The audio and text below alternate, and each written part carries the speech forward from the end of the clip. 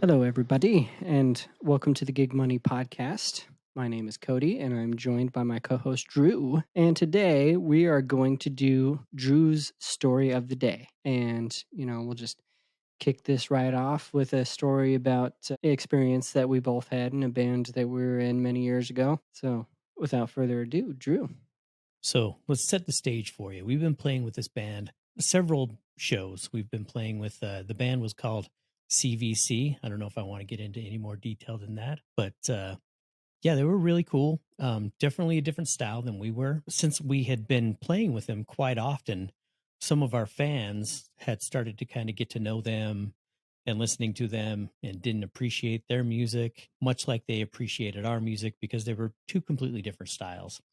So on the show that we were going to be doing in Park City, one of our musicianal counterparts had a friend who he started saying all this stuff about how bad that band was, basically kind of belittling and degrading.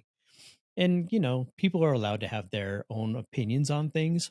So it's just like, we'll just let it go because, they can have their opinion and, whether they like them or not is not our problem. Right. So we go to the show, we go to set up, and the lead singer from that band come over all hot, just angry. So where's this guy at? Where's the friend at? Where's he at? Come on. I'm gonna beat him up, And so it got really, really scary for a minute. We Yeah, had he to was a kind of big guy. really big Like, guy. like he was like what 6'4" or maybe even taller, and just like more of a husky guy. He was a big dude. So him Yeah. coming up to you with that kind of aggression was just So terrible. he also, I know he did bouncing, like throwing people out of the club in different clubs in Park City and Salt Lake City. So that kind of tells you there he's kind of a bigger guy, and it is a little intimidating. Granted, he is a teddy bear once you get to really get to know him, but he wasn't on this night. I was just saying that's fairly common though. Just the big aggressive looking guys are often the sweetest once you actually get to know them. I mean, like you're a Harley driver yourself. You got shaved head and this big awesome beard, and you're the sweetest guy I know. So you look like you could take somebody in a fight, Well, thank you. but really you're just a very kind I person. think I could take somebody in a fight too. All right, well let's do it, you and Yeah, me, true. mud wrestling. Yeah, yeah.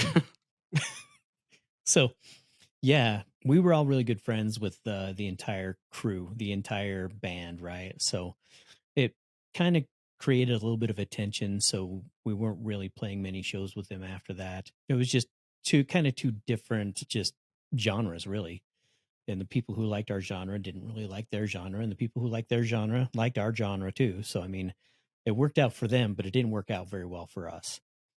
But yeah, and getting to know them all, the biggest thing that I remember, aside from that night. Well, let's talk about the other band that was there that night, Autumn Eclipse. That's right. We'll talk about them. They're still kind of relevant. Um, so their bass player had a 8-string bass. That thing was really, really cool. You want to describe it for him? I was blown away because they hit the stage that night in Park City, and dude comes out. He has the same name as me. His name is Cody also. So right away we're like, oh, buddies. But Yep, he yep. comes out playing this 8-string bass. And for anybody that's not really aware of how that configuration might be, it could be 8 separate strings, or it could be set up like a 12-string guitar where they're set up on octaves or fifths or something like that. Was one of the latter. And it was so cool just watching him play it and just hearing like the growling, like interesting, mean tones that were coming out of it. Just bass is not something that everybody appreciates as much as they should, but this was definitely like one of those moments where the bass player was like, "Hey, pay attention to me. I got all Right. these strings and I'm doing all sorts of stuff," and people were like, "Where's that sound coming from?" It was really cool. So, that was my first experience with a kind of 12-string, 8-string setup bass, and so it just blew my mind. He's the only one I've ever seen have one. Yeah, it's like a great white buffalo in terms of Yeah. bass. And they were just like a And the punk dude had rock band, but it worked. he had like a 2-foot mohawk. Still does. Yeah. So gigantic green mohawk and 8-string bass, and name's Cody, so he's obviously a badass. So yeah, anyway, so yeah, Autumn Eclipse, that was a really cool show. That gear was really, really awesome as well. But one of the things that kind of strike me about thinking about CVC is one of the very first shows we did with them, their drummer wasn't going to be able to get in and play the show because he looked like he was 12, right? I mean, seriously, he didn't even look like he could have been passing his 18. Granted, I think he was 16. I yeah, can't he was remember. fairly young at the time. Yeah. But I So, was at the same show, I was also underage. The yeah. thing is, we got in without any problem because at that point, I had grown facial hair. Yes. So, they Which they helps. didn't harass us. Right. Where this drummer, he looked like he was a 12-year-old girl, actually. He had this long, flowing, beautiful hair. I mean, of course, I'm going to notice that because I have none. But yeah, just the sweetest dude ever. He was awesome too. Really, really cool. Um, but I remember at all these shows, we would always be concerned of like, are they going to be able to play? Are we going to be able to play? Because of our underage players. So that was always kind of a interesting time. Yeah, but on this particular night, we got in, we weren't harassed about it. Like, No, they didn't give us any problems, but him, there was an issue. yeah, we played a lot of shows where we didn't have any issues, and maybe we shouldn't. Well, one of the venues isn't around anymore, so I guess we could talk about that. So, Club Vegas, playing a show at Club Vegas, and we were trying to get Cody in. Cody was not 21 yet. You're pretty close, so it wasn't too bad. Yeah, I But was the just guy, a few months shy, I think. yeah, the guy who was doing the whole setup was like, "No, I'm not having this." It's like, yeah, this isn't going to be all right. We're not going to allow the band to do anything. And I think at that point we were the headlining show. I think so. Yeah. So it was like, well, what are we supposed to do? We've got all these fans that are going to be showing up, all of them. I think there was like 5 people that showed up. But yeah, you know, what were we supposed to do? Eventually, he let you come in. I figure maybe you can talk about that because it was mostly about you.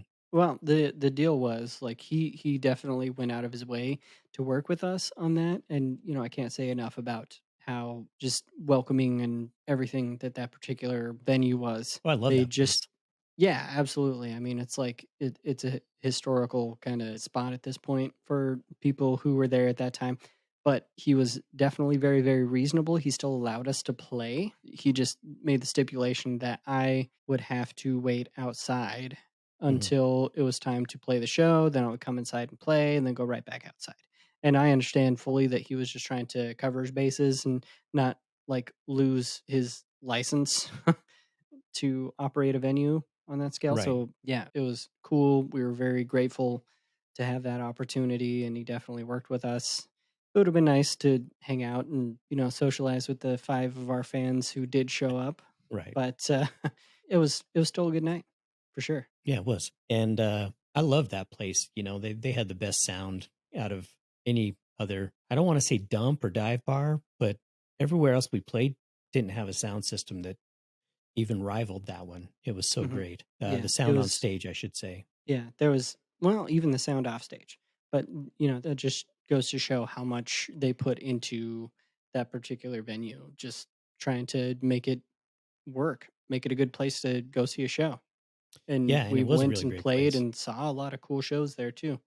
Yeah. So, too bad it's not still around. Like I met Brett Michaels there. That was really cool. They had a Brett Michaels after party for when Poison came through. And so he came and met everybody, Club Vegas. And I was like, Oh, did he give you the Kenny Chesney treatment? no, no. Oh, He man. He didn't show you his Rock of Love? No, no, but the girl that I took with me at that time was trying to find that rock of love for sure. Oh, okay. She would have been on the show. She would have ditched you and just been on the show. 100%. She would have Which totally ditched so me if that's funny because we played another show at Club Vegas with Daisy Fuentes. Daisy Fuentes. Yes, who was on that show. Who was on Rock of Love. Yep, That was an interesting show. Yeah. that was an interesting show. because we opened the show and there's a pretty decent crowd there and we were having a good time. And then after we played and they went up on stage and she did her whole Daisy rock routine and everybody was just heckling her. I felt bad, but I also didn't because she was kind of a hack. Her guitar player really inspired me because he was just sitting there playing these really intricate kind of like blues rock riffs and leads and stuff like that. And he wasn't even looking at his guitar. He was just stone faced front, like doing the rock star thing, pulling it off. That guy was awesome. And it didn't seem like anybody there had professional gear either. Like we'd gone up Mm-hmm. there with all of our cool, half stacks and stuff, and me with my combo amp because that's all I could have at the time. But they came up and it was like they were with small amplifiers that we'd use in your house and not necessarily at a venue. Mm-hmm. So, I mean, that's smart now. Now that I think about it, that's super smart because you don't have all the equipment that you have to move around. Oh yeah, I haven't used an actual amplifier and guitar cabinet on stage in several years because it's so much easier to have a unit you can go direct in and have your in-ear monitors set Right. up just right so that you can hear everything you need to and it sounds great. You don't need stage monitors, which is a huge load off a lot of the audio guys, various different venues. But knowing that now is completely different than back then when we were just sitting there staring at their little practice Yep. amplifiers. Like, what are these guys doing? Did they roll out from their bedroom like 2 days ago and just expect to do a tour? Right. I still have the flyer from that show too, because that was just a pretty amazing night. It was really cool. It was a good night. Hmm. Besides the heckling, which grew to uncomfortable levels based Yeah, on some inebriated members of the crowd, but unfortunately. still a good night. Yes. But yeah, we played there with CVC as well. And I remember us playing a show. I can't remember what exactly had happened, but there always seemed to be some drama whenever we played with CVC. There was always something going on. Oh, it was we had set our stuff up on the stage and they were headlining and they were way late. Like they weren't even close to the sound check time or the check-in time, right? The doors open, whatever. And we'd put all of our stuff up there because we were going to be the ones playing, right? We were the ones playing the very first. And their singer, same guy, great big dude, he's like basically telling us we're unprofessional because we didn't allow them to come and do their sound check before, we took stage. And it was just kind of like, we're going to be playing a show in like 15 minutes. You guys are super late. I'm sorry, but that just can't happen. And I remember being a little frustrated about that because it's like, you guys aren't like national headliners or something like that. Like, get a grip. It'll be okay. Do a sound check just like everybody else does. It's fine. Yeah, totally. I mean, you can't roll into any gig with that kind of ego, no matter who you are. I mean, you can, dependent on who you actually are. But at the same time, why would you? I mean, that's just everybody's up there just trying to play their music and connect with people and all that. You might have a wider audience, a wider reach. You might be headlining for whatever reason, but that doesn't give you the right to treat everybody else like that. True. The other bands are not your No, subordinates. no. Especially at that level. No, they're your Right. colleagues, and you should treat them as such. And Right. it was just not right. And like you were saying, every time we played with them, there was some sort of drama, and I felt Every like time. that was just kind of created within their camp somehow. I don't know exactly who or what or why. Maybe it was just the entire vibe of their band itself was just oozing drama, or maybe there was just one person in particular and it's easy to speculate now, but I think it the all revolved around the singer too, because I think that he had some very high expectations when it came down to, yeah, his expectations really. yeah, and they were all super super talented guys, Oh yeah. and they definitely had the right to feel like they were as talented as they were, but at the same time that's not how you go into a situation. Like you said, it all seemed to be centered around him. Yeah. So I think that was the root cause of a lot of those weird situations. We played several shows with them. One particularly that comes to mind is a club show at this kind of like more of a dance club, and they had an awesome stage. It was like really cool. It had all sorts of different risers and everything, and drum riser, and like it was spread out in really interesting ways. And we walked in and we were like, oh man, this is going to be a great show. We're really excited to play on this stage. And then they said, no, you have to play on the balcony over there. And the other band has to set up on the balcony opposite. And it was like wraparound kind of mezzanine area up there. And it didn't make any sense. But that's what they made us do. And it was a terrible show. Like the It was crowd that came for that was expecting dance music. We did not play dance music, and no, CVC did not play that kind of dance music. So, in and of itself, that show was not great, but there were a lot of interesting events that occurred that night.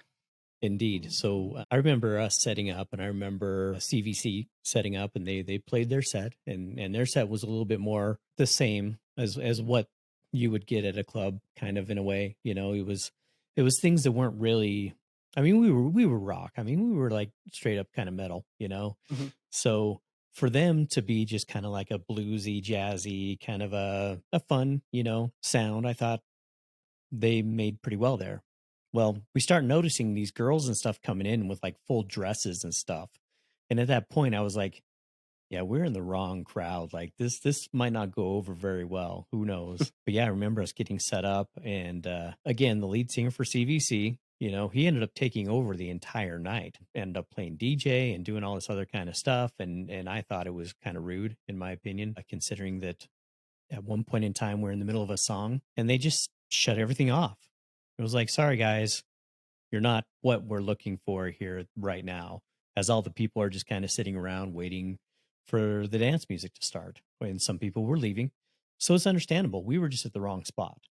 mhm, But yeah, that was an interesting night. And I remember the guy who used to set us up with all of our shows was really kind of mad at us because we didn't go through him. We found somebody else that gave us the show. And he had told us that's not your crowd, it's not all this other kind of stuff. And he was right. But at the same time, I always kind of thought he was a swindler. Like he always seemed mhm. like he had intentions to take money from us. Yeah. Well, the thing is, he was saying that it was not our crowd, but the shows that he booked for us had no crowd. So it didn't really work out all of that well. And he was definitely the kind to have his own interests at heart for Right. everything and play things really close to the chest, but also not be super intelligent about the way he did that. It was not very tricky. It was easy to see through it. He would demand all this money from us because he did all of this advertising for us and all of this, and he's like, I have put thousands of flyers out around town. I think he'd ask for like $100 for doing all that. And it's like, we never asked you to do that. Like, Hmm. how did we know that that was going to be a thing? Yeah. And Also, never saw any flyers around town either. So exactly. And it's like, so never once did we have somebody show up to a show and be like, oh, I saw the flyer. I thought I'd come check it out. So it's like, I think he was kind of full of shit and yeah, took advantage of us in that way. definitely. And we never made any money from any of Nope. those shows. Nope. And so that kind of ties it all back into why we're here. Right. You have to do alternative things to make money to play the gig, and we were definitely in that spot with all of these different shows that we've been talking about. Yep. So And our friends in different states of inebriation doing crazy things during the shows and after the shows. yeah, there were definitely some good times and bad times there, and it's fun to reminisce on Hmm. those various different shows back when we were just starting out as that band. Yeah. But it all goes back to doing what you love and trying to find the way to do that by, finding different sources of income. And, I know I've had all kinds of different jobs Right. and stuff like that just to at that time. I think I was working at like Jimmy John's that at that time, I don't and that recall. was that was paying the bills, and that was covering the gas money to get to the places and covering the gear that we needed to play these different shows. So, Oh, the fun, jobs that we got just to try to provide for ourselves. Those are yeah, some good yeah, memories. yeah, absolutely. So, that will conclude this story of the day, which actually turned into a couple, but We kind of Yeah. put it under the umbrella of the band that Andrew and I were in at the time, the story of the day, of our dying day, and all of the different shows that we made no money doing. So, There'll be more. There'll be more stories, oh yeah, that kind of tie tons of into stuff, that. tons of crazy stuff that happened during that time when we were just trying to get established. So yeah. Anyways, let's wrap it up. Story of the day, our dying day, and we'll see you guys next time. Appreciate you guys listening. So Yeah. over and out.